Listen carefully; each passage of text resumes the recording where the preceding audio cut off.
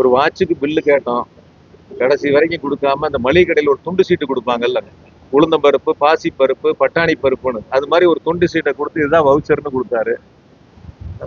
பிளைட்ல ஏறி எமர்ஜென்சி எக்ஸிட்டை திறந்துட்டு அவங்களும் 2 தலைவர்களும் வந்து மன்னிப்பு கடிதாசி கொடுத்துட்டு வெளியில வந்தாங்க. என்னுடைய நண்பர்கள் தான் எனக்கு வீட்டு வாடகை கொடுக்குறாங்க, சாப்பாட்டுக்கு காசு கொடுக்குறாங்கன்னு சொன்னாரு. ஆயிரக்கணக்கான கோடியில சொத்து வாங்குறாரு. இதெல்லாம் சொந்தெல்லாம் அவர் ஒத்துக்கிட்டாருன்னு கேட்கறாங்க. எங்க இருந்து இந்த சொத்தெல்லாம் சம்பாரிச்சேன், எப்படி எல்லாம் வந்துச்சுன்னு ஒத்துக்கிட்டாருன்னு கேட்கறது. 4 ஆட்டுக்குட்டி வச்சிருக்கிறவர் எனக்கு போதும்னு சொன்னவர் எப்படி வந்து இங்க கோயம்புத்தூர்ல எத்தனை ஏக்கர் சொத்து வாங்கியிருக்காரு, அதனுடைய மதிப்பு என்ன, எங்க இருந்து அந்த பணமெல்லாம் வந்துச்சு, ஏன்னா அவர் மண்வெட்டி எடுத்து வெட்டினாரான்னு கேட்கறேன். இல்ல தோட்டத்துல போய் 1000 ஆடு வாங்கி மேய்ச்சு அந்த ஆடெல்லாம் குட்டி போட்டு அது சந்தை கொண்டே வித்து அந்த காசை கொண்டு வந்து அந்த பூமியெல்லாம் வாங்கினாரான்னு கேட்கறேன். சொல்லக்கூடியவர் அவர் ஒரு தியாகியா இருக்கணும். அந்த வார்த்தைக்கும் அவருக்கும் அந்த துளி கூட பொருத்தம் இல்லாத நபர் அவர்.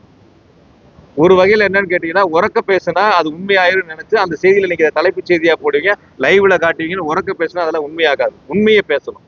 20 வருஷம் இருக்கேன் நான் வந்து எம்எல்ஏ ஆகி. 5 எலெக்ஷன்ல நான் ஜெயிச்சிருக்கேன். இப்ப 6வது எலெக்ஷன்ல நான் நிக்கிறேன். 30 வருஷம் ஆச்சு என்னுடைய 50 வயசு வாழ்க்கையில. 30 வருஷம் நான் பொது வாழ்வுல இருக்கேன். மக்களோட சேர்ந்து பணியாற்றிக்கிட்டு இருக்கேன். மக்கள் என்னை பத்தி மக்களுக்கு தெரியும். போன 5 வருஷத்துல கரூர் மாவட்டத்துல 5000 கோடிக்கு வளர்ச்சி திட்டங்களை செஞ்சிருக்கிறோம். இந்த 5 ஆண்டுகள்ல கோவை மாவட்டத்துல மாண்பு முதலமைச்சர்கள் 21,000 கோடிக்கு உள்கட்டமைப்பு வசதிகளுக்கு நிதிகளை கொடுத்திருக்காங்க. உள்கட்டமைப்பு வசதிகளுக்கு மட்டும் கோவை மாவட்டத்துல 21,000 கோடி.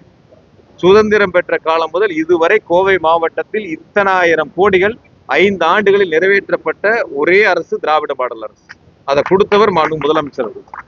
இது எல்லாம் அவங்க ஏதாவது செஞ்சுட்டு அந்த கூட்டணி கட்சிகள் வாக்குகளை கேட்டா நல்லா இருக்கும். அதை விட்டுட்டு வேற எதிர்மறையான கருத்துக்கள் சொல்றது மக்கள்லாம் சிந்திக்கிறாங்க.